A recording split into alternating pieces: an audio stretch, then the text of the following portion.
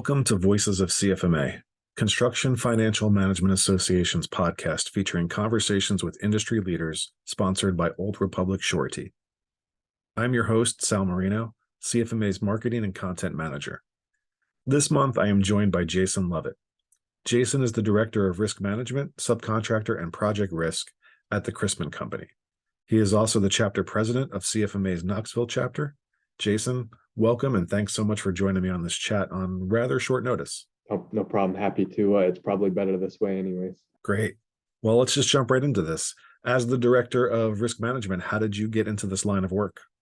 It was a pretty convoluted path. I actually came to the Chrisman Company by way of an assisted living facility that I was helping to manage backwards. Prior to that, I ran the dietary department in the assisted living facility. And prior to that, I managed a restaurant in high school. So I definitely did not take the stereotypical path, but made some relationships with the Chrisman Company who had some involvement with the assisted living facility, and just kind of fell in love with the group of people and the passion that they had for their people and the work that they did. And from there, came into Chrisman as a project accountant and moved to the controller position, moved from Michigan down to Knoxville, Tennessee, then was then the regional controller for a few years before now focusing on our risk department and focusing more on risk and less on finance. Wow. Well, that is quite the journey to where you are now. How do you go from running the dietary program in an assisted living facility to the Director of Risk Management? I feel like there probably isn't a lot of overlap there in the two positions. Yeah, there's absolutely no synergy in that role, but there also is a ton. In construction, it's a very small world and it's all people and relationships. And that's how I got to here, just through various relationships and doing what I could do, and opportunities just presented themselves.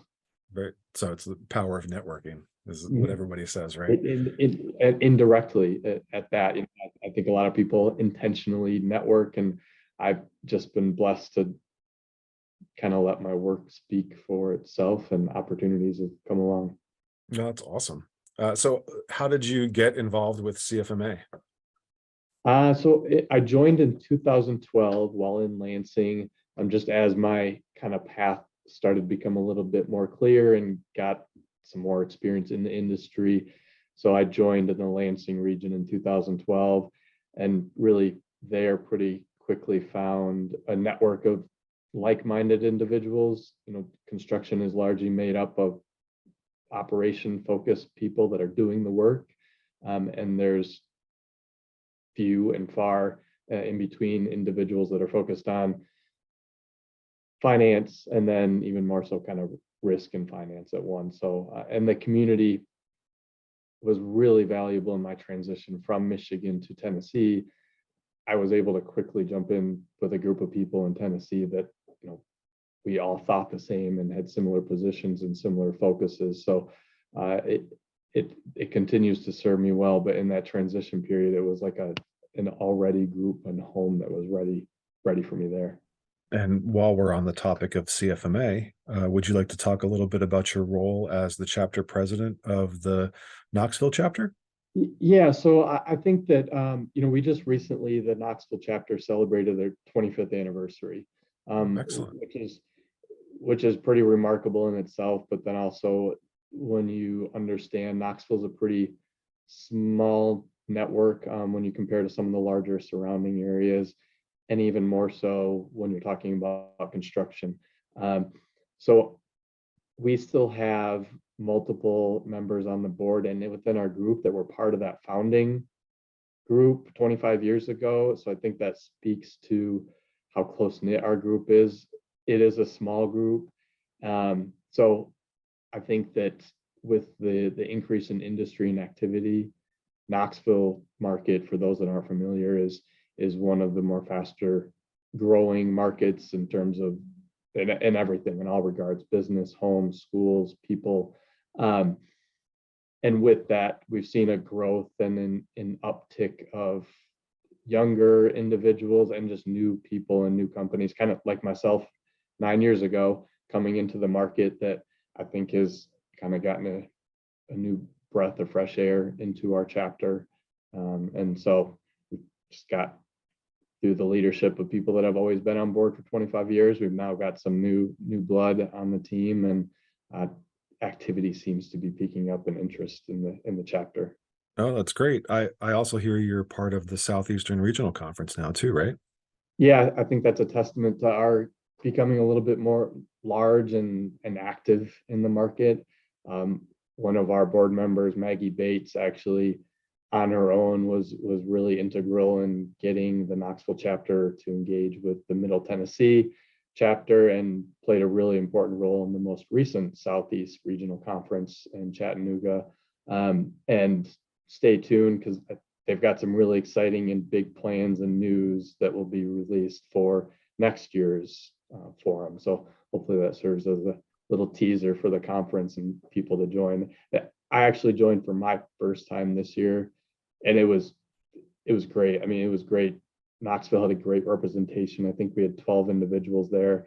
Our group only consists of roughly 40, and 20 are probably active in terms of participation and joining meetings. So we had a really big contingent there and represented well. And it's just a great opportunity to meet and mingle with people outside of the Knoxville market that are, working and focusing on the same things that we are.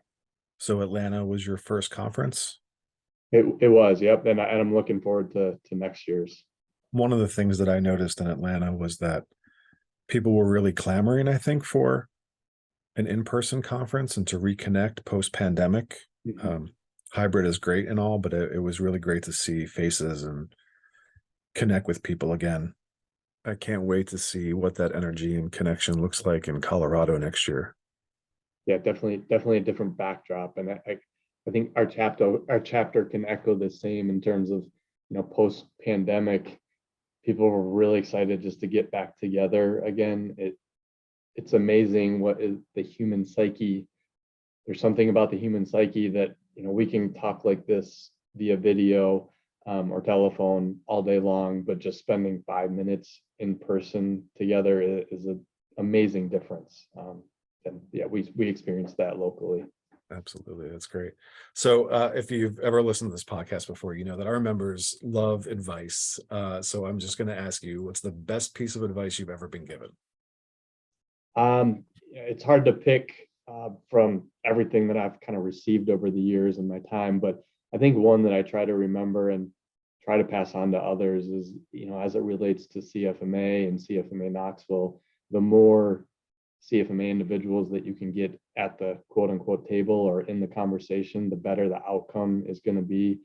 We as a group, and I think as a national chapter now, are focusing a little bit more on diversity than had been in the past. And that kind of just a resonating of that approach. The more people with different perspectives, but the same kind of outlook and focus, the better the outcome is going to be. That is great advice. And staying aboard this advice train, what advice do you have to someone who is new to the industry?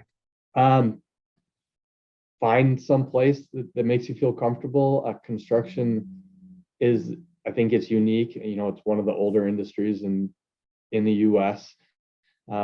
I think it's unique in that you don't need to come in with a path set. You can feel your way through, and most companies, especially in this market, are pretty open to people steering their own path. So it's definitely, if you're willing to put in the time and effort, your destiny and your future is completely up to you.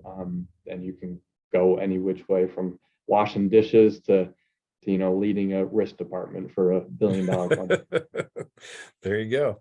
All right. Well, Jason, thank you so much. Is there anything else you'd like to say before we sign off? No, I appreciate the opportunity. I appreciate the conversation, and I'd be remiss if I didn't acknowledge and thank CFMA National for the resources and all the support that they provide for the regional chapters. I've seen a drastic improvement and just an increase in involvement over the past handful of years, and that in itself is a great asset to anybody that's a member of the CFMA. We get that feedback a lot locally that people aren't always able to participate, but the value that they get from corporate and the resources that are out there on their website make it all worthwhile and are pretty easy testimonials to pass on to get others to join. Well, thank you, Jason. It's always great to hear feedback like that. It's easy to do with all the great members we have in our organization. And thank you, everyone, for listening to another episode of Voices of CFMA, sponsored by Old Republic Surety. If you enjoyed this podcast, don't forget to like and subscribe and share on social media. And if you're interested in learning more about the Construction Financial Management Association, check out cfma.org. I'm Sal Marino, and thanks again for joining me. I will see you next month.